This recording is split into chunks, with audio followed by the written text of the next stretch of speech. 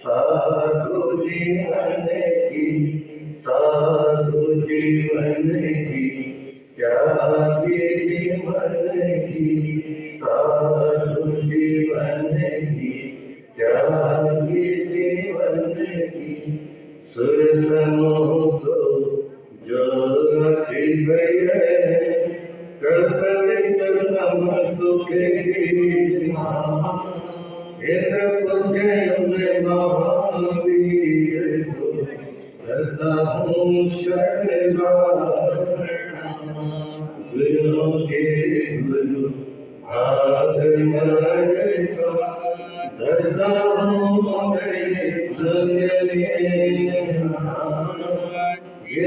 पावन कृपा से मिलता भक्तमना शरणागत निर्मल कीर्ति पावन चरित्र असमय जिनका सतवाचा महिमाशाली सर्वकारी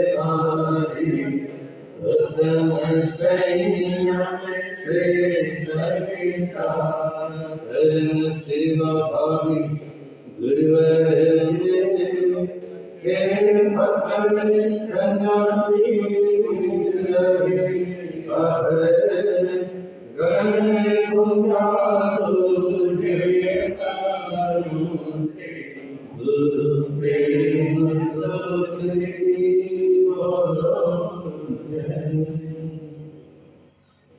परम पूज्य अनंतकारी नवजन्मदाता चमत्कारी माता भगवान कृष्ण की चरणों में हार्दिक स्वागत है।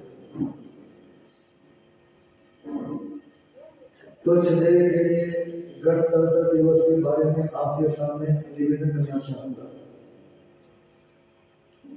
26 जनवरी 1950 गणतंत्र दिवस इस दिन से भारत का इतिहास भारत संविधान था। संविधान को शास्त्रों में आध्यात्मिक ग्रंथों में बोलते हैं समाचारी। जैसे कोई व्यक्ति संन्यास ले लेता है, साधु बन जाता है, तो उसके जो नियम हैं, उसके जो व्रत हैं, उसकी जो मर्यादाएं हैं, उसको बोलते हैं समाचारी। और देश में जो विधानसभा है, संसद सभा है, विधान का और संविधान का पालन करना ये प्रत्येक नेता के लिए अनिवार्य होता है। शपथ दिलवाई जाती है। किसी विधायक को विधानसभा में राज्यपाल शपथ दिलाते हैं और किसी सांसद को संसद सभा में राष्ट्रपति महामहिम उनको शपथ दिलाते हैं। मेरी बात को प्रिंसिपल साहब की अध्यापक भी ध्यान देकर सुनेंगे, बच्चे का ध्यान देंगे। निवेदन आप लोगों के सामने, जिस समय कोई विधायक विधानसभा में शपथ लेता है, संसद भवन में एक सांसद राष्ट्रपति के सामने शपथ लेता है तो उनके सामने वो संविधान लिखा हुआ होता है और एक पत्र राष्ट्रपति के हाथ में या राज्यपाल के हाथ में होता है और एक पत्र किसी विधायक और सांसद के हाथ में होता है। और उस समय राष्ट्रपति या राज्यपाल उस संविधान को देख करके पढ़ते हैं, प्रतिज्ञा दिलवाते हैं और पीछे पीछे जितना सा राष्ट्रपति ने बोला उतना सांसद बोलता है, जितना राज्यपाल ने बोला उतना सा विधायक बोलता है। वो सब बातें एक सांसद को भी याद होती है, एक विधायक को भी याद होती है, लेकिन भगवान महावीर का सूत्र भारत के संविधान में प्रयोग किया गया। 32 सालों में जैन धर्म की मान्यता के अनुसार उनमें से एक 90 सूत्र, उसमें लिखा है कि यदि तुम सिद्धांत की बातें, समाचार की बातें जो लिखी हुई है, आंखों से अक्षर को देखेंगे, जबान से उच्चारण करेंगे और कान से सुनेंगे तो जिंदगी के ऊपर उसका असर होगा। जो बच्चे ये कहते हमारे को याद नहीं होता, उनको अध्यापक ये बताएं कि एक तो इस मुद्रा में बैठना है, ज्ञान मुद्रा। दूसरी बात, जब पढ़ना है तो पढ़ते समय टीवी से, विचार से, मोबाइल से, इन चीजों से अपने आप को दूर रखेंगे, क्योंकि उन सारी चीजों के साथ में लगे रहोगे तो आप अच्छे से पढ़ नहीं सकते। जब आंख से असर को देखा जाता है, जबान से बोला जाता है और कान से सुना जाता है, उसका जिंदगी के ऊपर असर होता है। तो इसलिए निवेदन मेरा सभी अध्यापकों के सामने, जो बच्चों को मतलब पढ़ाते समय चीज की तरफ ध्यान दें, उनके साथ उनका संविधान रखें। बच्चों का संविधान क्या है, कौन बच्चा क्या बन सकता है, या उस बच्चे में क्या बनने का टैलेंट है, क्या उसमें विशेषता है, वो आने वाले समय में एक अच्छा अध्यापक बन सकता है, अच्छा राजनीतिक व्यक्ति बन सकता है, या हॉकी का खिलाड़ी बन सकता है, क्रिकेट का खिलाड़ी बन सकता है, लेक्चरर बन सकता है। किस क्षेत्र में बच्चा आगे जा सकता है, वो उसकी कॉपी में लिखवा। पहले बच्चे से भी पूछने कि तू क्या बनना चाहता है। मैंने अपनी जिंदगी में काफी से बच्चे देखे हैं जो दूसरी क्लास में थे, तीसरी क्लास में थे, और उनसे जब पूछा गया आप क्या बनना चाहते हो, जिसने ये कहा कि मैं डॉक्टर बनना चाहता हूँ, वो डॉक्टर है। जिसने कहा कि मैं पायलट बनना चाहता हूँ, आप वो पायलट है। मतलब इस उम्र में बच्चे जो अपने मन में संकल्प करेंगे, सोचेंगे ना, वो इनको जिंदगी में जरूर मिलेगा। तो इसलिए बच्चों के मन में भाव भरने का प्रयास करें और सबसे पहले तो देश के अच्छे नागरिक बने, और देश के अच्छे नागरिक बनने के लिए दो बातें जरूरी है, अनुशासन और चरित्र। अनुशासन और चरित्र। अनुशासन का मतलब है अपने मन पर नियंत्रण, अपने इंद्रियों पर नियंत्रण। ये है व्यक्ति की जिंदगी का अनुशासन। और चरित्र है उसके मन की, जबान की और शरीर की गतिविधि। जब आप किसी के साथ बोलते हैं, कहीं चलते हैं, आते जाते हैं, समाज में आए थे, विद्यालय में आना जाना हुआ, गली मोहल्ले में आना जाना हुआ, किसी रिश्तेदारी में गए, अन्य स्थान के पर गए, तो उस समय जो आपकी गतिविधि है वो है आपका चरित्र।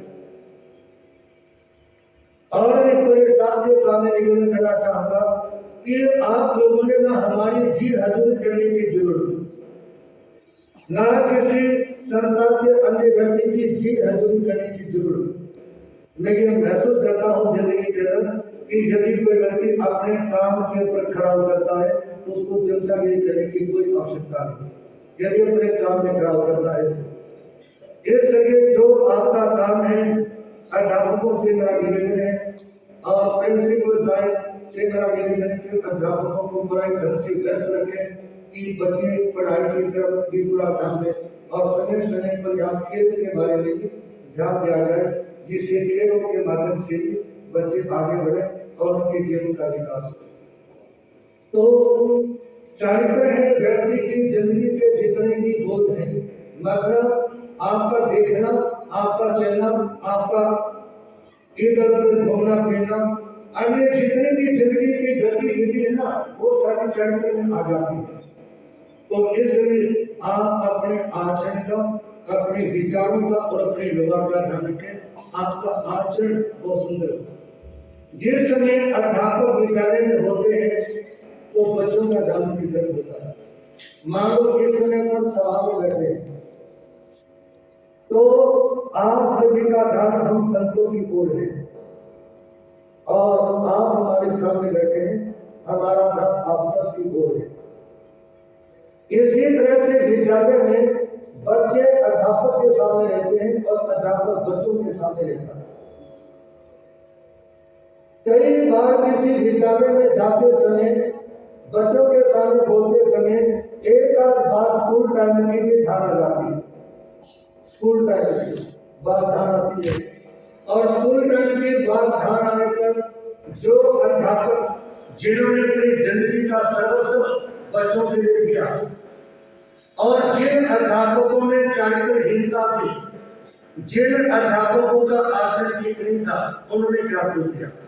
एक बार हम यहाँ से करके समाधि से करखोदा गए।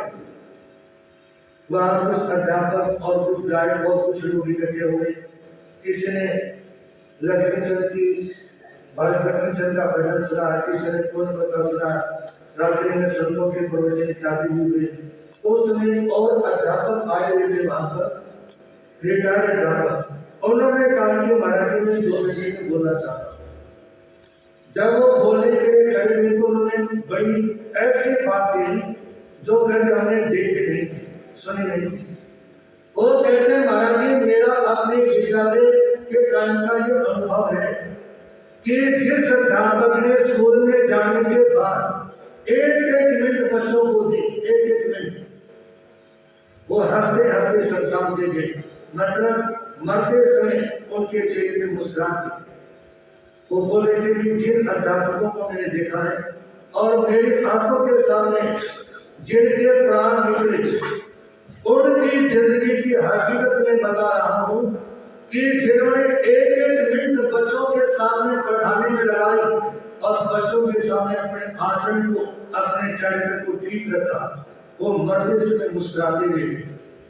और जिन्होंने बच्चों को पढ़ाने में गद्दारी की, जिन्होंने बच्चों को ईमानदारी से नहीं पढ़ाया, या जिन्होंने बच्चों के सामने ऐसी हरकतें की जिससे बच्चों के ऊपर अच्छा असर नहीं पड़ता, वो मरे तो उनके सिर में कीड़े पड़ेंगे। उनकी मृत्यु हुई तो सिर में कीड़े पड़ेंगे। ऐसा अध्यापक ने करखोदा में हमारे सामने शाम की रात्रि की धर्म सभा में कहा।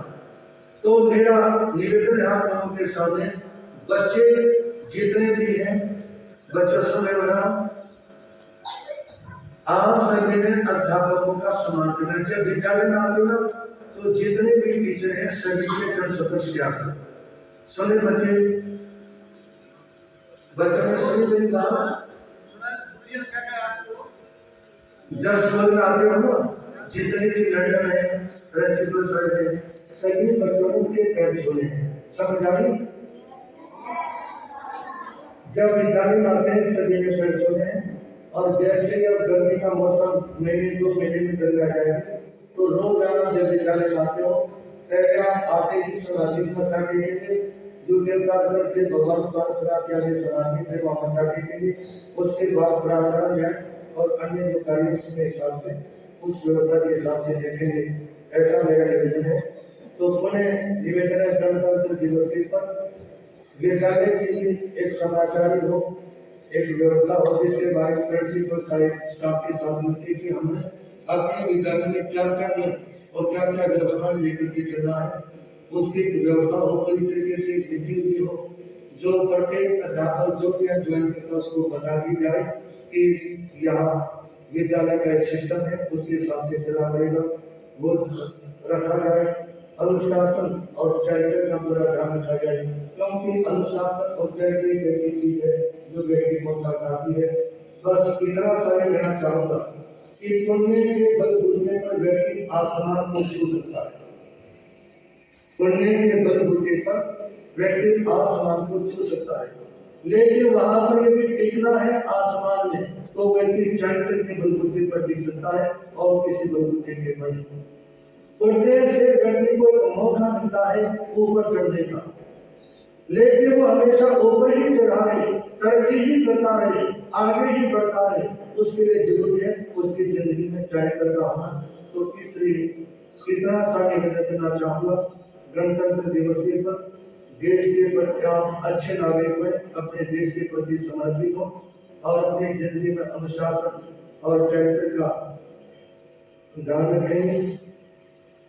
किसी के साथ में जो स्वागत सामग्री हुए निर्जरा वैज्ञानिक सबका स्वागत भारतीय समाज प्रिंसिपल सर, अच्छा गजब है।